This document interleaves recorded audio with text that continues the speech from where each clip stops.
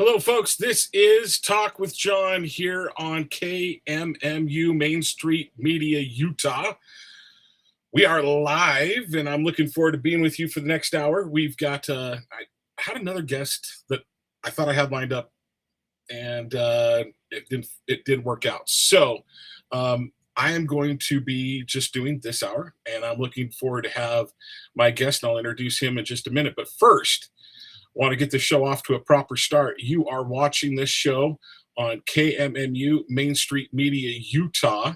You can go to kmmu.org and find us there, and also find a number of our other great shows like The Gowd Crowd, Political Head Trauma, and we're also having a bunch of debates done. Now, how do you go about finding those things? You can go to X. Please like and subscribe there, or you can go to our website at mainstreetmedia.com or kmmu.org, which is much easier. And then up on the top right corner, there's the symbol for X, for YouTube, and for Rumble. Go ahead and click on any one of those, and you will get through.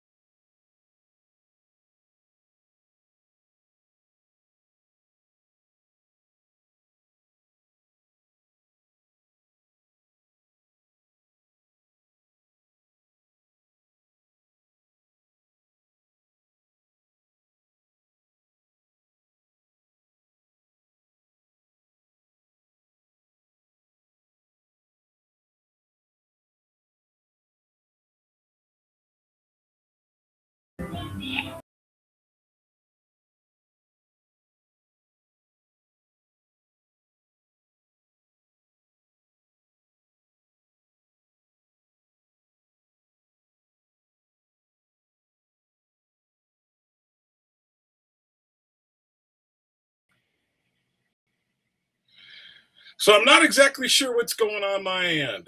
It disappeared, came back forward. So I'm going to bring on Joel Skousen. Joel, I don't know if you heard my opening in any way, shape, or form or not. No, I didn't. That's all right. We can go ahead. Let's get going. All right. So, Joel, thank you so much for having me on. And folks, I apologize. There seems to be a little bit of a flub, and I'm going to do my best to pay attention to it. So, Joel Skousen is the editor of the World Affairs Brief. He's been in.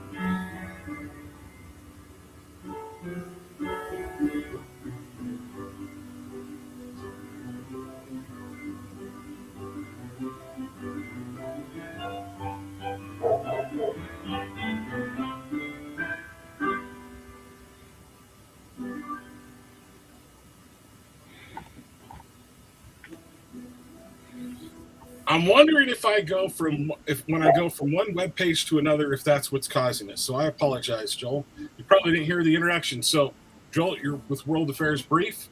Sorry for the issues, whatever they are. And if this keeps up, we'll just have to shut it down. I don't know what's going on. So let's get to the different points that we have. There's Trump's ceasefire evades him becoming a war criminal. Details emerge for how Netanyahu talked Trump into the war. The BB files, the costly rescue operation in Iran, Trump's 1.5 defense budget, massive welfare fraud in California. And also, kind of a secondary question is, how common is this in other Dem states? And how much is this going on in the Republican states? Because I'm going to bet there's some Republican states that this is happening in as well. It may not happen on the same level all across all Republican states at the same level I think it does Democrats, but I'll bet you it does on some level in every state. Then Governor Abbott welcomes all from India to Texas, and Trump's ego knows no bounds. So, where would you like to start?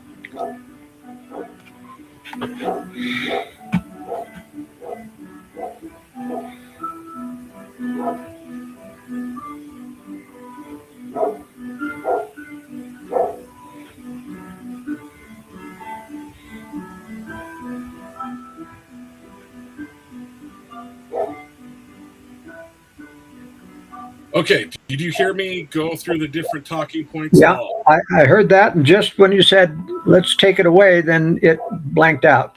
I'll let you choose where you want to go with this. Actually, here's what I'm going to do, Joel. Would you be willing to hold on for just a couple of moments? I'm going to close this down entirely. I think there's some type of hiccup. What I'm hoping is if I shut everything down, so in 1 minute, try to get back on. I'm going to end the stream, and we're going to try one more time, and I see if that'll give us a more solid. Hey, folks, so I don't know why my stream is ending and going back up. I'm going to text Joel. We are up. Hop back in.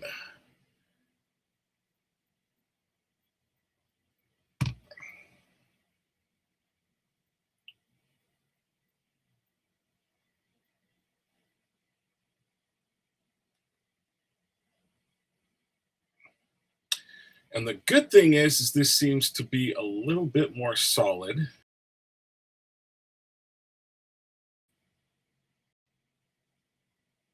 And I don't know if it's my computer system is having issues.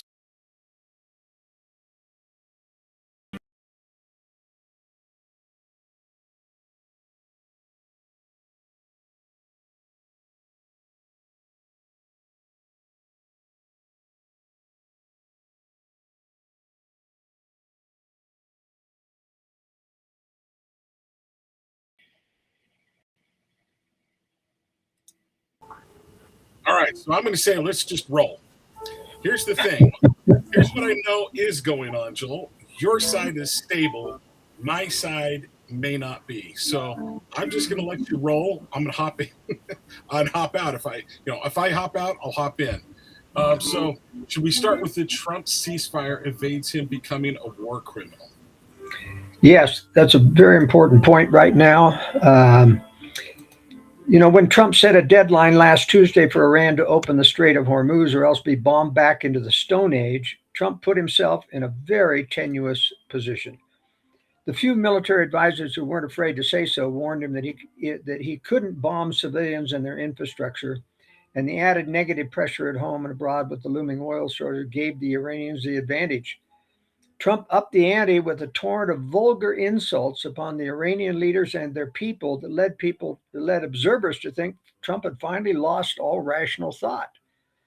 On Easter Sunday, Trump bragged about his nonstop attacks on Iran and threatened to bomb bridges and civilian power plants and bring Iran to its knees. His latter threats, laced with vulgar language, could have crossed the line to war crimes when he vowed to wipe out their entire civilization. Not only did Trump lack empathy for the civilians that would be killed, but to directly target civilians in a war is a war crime under the Geneva Convention. So he had to find a way to evade going through these threats while not admitting the big mistake of making them. Someone handed him the answer: declare a 2-week ceasefire, which will postpone these threats and give them time to figure out some other kind of compromise.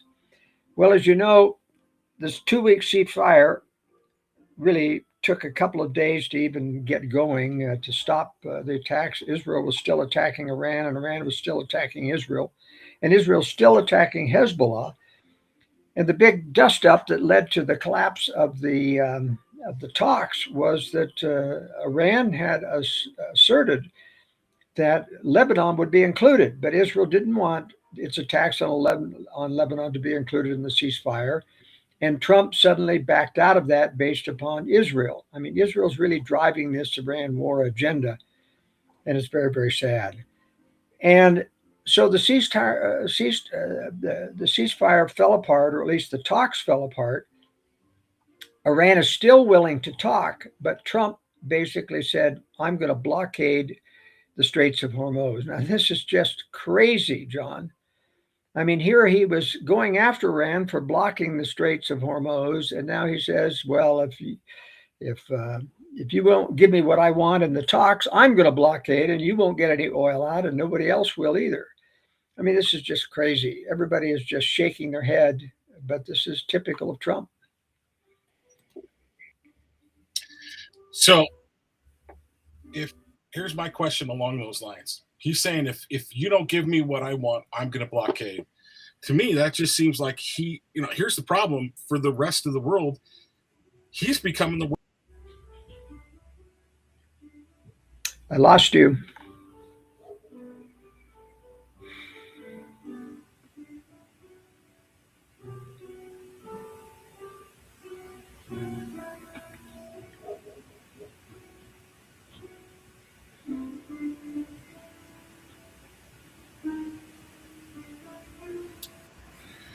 And you're back. I would say keep continuing because, like I said, you're solid. I'm not, and I know that's got to be frustrating on your part. And the bottom. Let me pause. Do you want to continue with me hopping in and out, or me being bumped out? I guess is a better way to put it. Or should we try this another time? Yeah, I think we better try it another time. This is kind of frustrating to keep a train of thought going, John. I'm sure it is. So, Joel, I owe you an apology. And we'll try to get this figured out for like let's try the last. Well, let's end the stream and let's stop it right now. But I want to say thank you for joining us.